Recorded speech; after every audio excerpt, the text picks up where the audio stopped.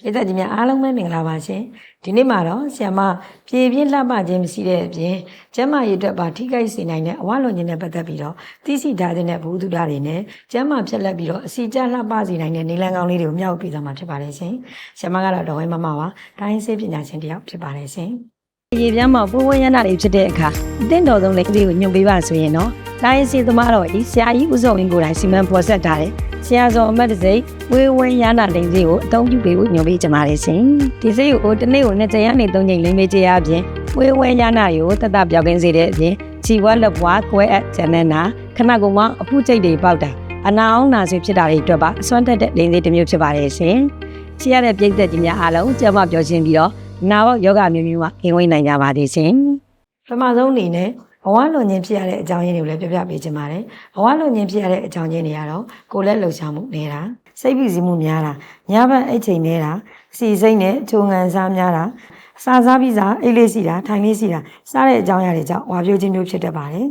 ဒါအပြင်အချို့ယောဂတွေကြောင့်မဖြစ်မနေတောက်ရတဲ့ဆေးဝါးတွေကြောင့်လည်းဝါပြိုးခြင်းမျိုးဖြစ်တတ်ပါတယ်ရှင်ဘဝလွန်နေဆိုတာခန္ဓာကိုယ်အချိုးအစားမလားမယုံတသက်မဟုတ်ပဲနဲ့ကျန်းမာရေးအတွက်လည်းနောက်ဆက်တွဲဆိုးကျိုးတွေအများကြီးရှိတဲ့ယောဂဖြစ်ပါတယ်ဒါကြောင့်ဘဝလွန်တာကိုယောဂအဖြစ်သတ်မှတ်ရမှာဖြစ်ပါတယ်ဘဝလွန်တဲ့အခါခံစားမဲ့နောက်ဆက်တွဲဆိုးကျိုးတွေရတော့သွေးတိုးယောဂ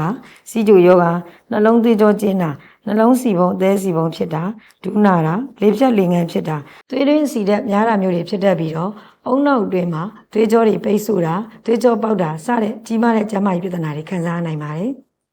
ဒါကြောင့်ဒီလိုကြီးမားတဲ့နောက်ဆက်တွဲဆွေးနွေးတွေမဖြစ်စေပဲကျန်းမာတဲ့ခန္ဓာကိုယ်ဖြစ်စေဖို့အတွက်ရှောင်ကျဉ်ပေးတဲ့အစားအစာတွေလည်းပြပြပေးခြင်းပါတယ်ရှင်။ဘဝလွန်ခြင်းမဖြစ်စေဖို့အတွက်ရှောင်ကျဉ်ပေးတဲ့အစားအစာတွေကတော့အစီအစိတ်အငန်နဲ့အချိုရက်များတဲ့အစားအစာတွေဂျုံဓမင်ကောင်းခြင်းတို့လိုကစီရက်များတဲ့အစားအစာတွေ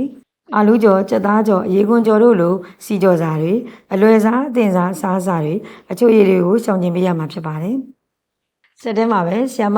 အစီကြလှပပြီးတော့ခန္ဓာကိုယ်ပေါ်ပါကျန်းမာစေနိုင်တဲ့စားစာတွေကိုလည်းမျှဝေပေးခြင်းပါတယ်ဒီစားစာတွေကတော့ကင်မွန်ကျင်ရွက်ကန်းကလာရွက်ရှောက်ရွက်ရှောက်သည်ချင်းစော်ကားသည်မက်လင်ကျင်သည်ဂရိတ်ဖရုသည်တံမယာသည်တံမယိုသည်စတဲ့ချင်းကားရတာစီတဲ့အသီးရွက်တွေနဲ့ငါးမျိုးမျိုးလိုဦးစားပေးပြီးစားသုံးပေးရမှာဖြစ်ပါတယ်ခုဆက်ပြီးတော့ဆ iam အဝလွန်ခြင်းမဖြစ်စေပဲခန္ဓာကိုယ်ကျန်းမာပေါ်ပါစေဖို့အတွက်တင်းတင်းနဲ့နေတိုင်းစားသောက်မှုပုံစံတွေကိုလည်းမျှဝေပေးခြင်းပါတယ်ရှင်။ဘဝလွန်ခြင်းမဖြစ်စေဖို့အတွက်နေတိုင်းစားသောက်ပေးတဲ့ပုံစံတွေကတော့ရေကိုများများတောက်ပေးပါ။ကိုယ်လက်လှုပ်ရှားမှုကိုချွေးထွက်သည့်အထိပြုလုပ်ပေးပါ။စိတ်ဖိစီးမှုကိုလျှော့ချပေးပါ။အေးဝဝအိပ်ပေးပါ။ညစာကိုညနေ9နာရီခြေပိုင်းမှသာစားပေးပါ။အစီပါတဲ့အသားစားခြင်းမျိုးကိုရှောင်ကျဉ်ပြီးတော့အစီမပါတဲ့အသားငါးမျိုးမျိုးနဲ့အတိရက်တွေကိုပို့ပြီးတော့စားတော့ပေးပါ။အဲ့ချိန်မလုံလောက်မှုကလည်းအဝလွန်ခြင်းကိုပို့ပြီးတော့ဖြစ်စေနိုင်တာကြောင့်ညဘက်အိပ်တဲ့အခါအဲ့ချိန်ကို9နာရီနဲ့10နာရီအထိကြာအောင်အိပ်ဆက်ပြီးကြံပြုပေးခြင်းပါတယ်ရှင်။ခုလောက်ဆိုရင်တော့အဝလွန်ခြင်းနဲ့ပတ်သက်ပြီးတော့သိရှိထားတဲ့ဘဝတုဒ္ဒတွေနဲ့